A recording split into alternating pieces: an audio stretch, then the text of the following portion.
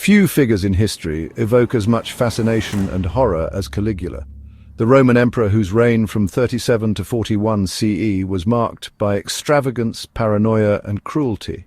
Today we'll explore his life, political reforms, and infamous actions that have immortalized him as one of Rome's most enigmatic rulers.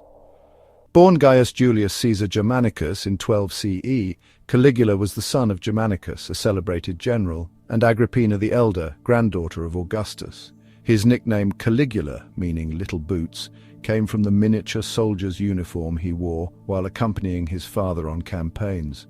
But tragedy struck early. By the age of 19, his father had been poisoned, likely on orders from Emperor Tiberius, and his mother and brothers were exiled. Caligula was summoned to live with Tiberius on Capri in 31 CE.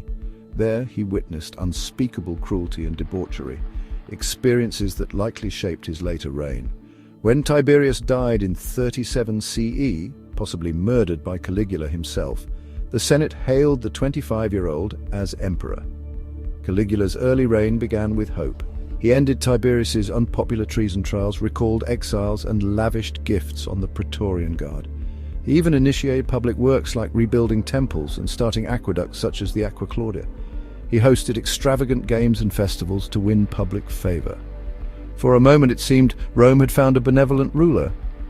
But within months, everything changed. Caligula fell gravely ill. Historians debate whether it was epilepsy or poisoning, and when he recovered, he was no longer the same. Paranoia consumed him. He executed rivals like Gemellus, his co-emperor and adopted son. He reinstated treason trials and confiscated property to fund his growing extravagance.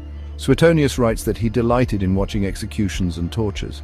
Despite his tyranny, Caligula undertook ambitious projects. He completed 2 aqueducts, the Aqua Claudia and Anio Novus, and built racetracks and theatres. However, these projects drained Rome's treasury. To fund his excesses, he raised taxes and even auctioned off gladiators. His financial policies alienated both senators and citizens. Caligula's military ventures were bizarre at best. In 39 CE, he declared war on Neptune, the god of the sea, and ordered his troops to fight the ocean by collecting seashells as spoils of war. One tangible success was the annexation of Mauritania as a Roman province. However, his failed invasion of Britain further tarnished his reputation. Caligula's behavior grew increasingly erratic.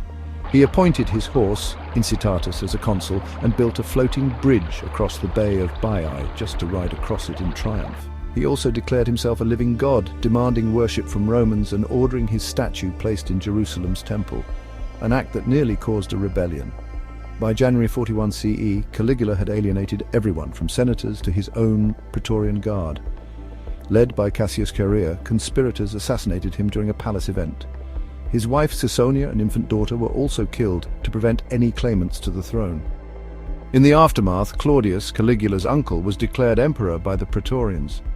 Caligula's reign lasted just 4 years, but left an indelible mark on history. Was he a madman or a product of Rome's corrupt system? As Suetonius wrote, he seemed to combine weakness of understanding with corruption of morals. Whatever the truth, Caligula remains a cautionary tale about unchecked power. Thank you for joining me on this journey through one of Rome's most infamous emperors. Don't forget to like and subscribe for more stories from history.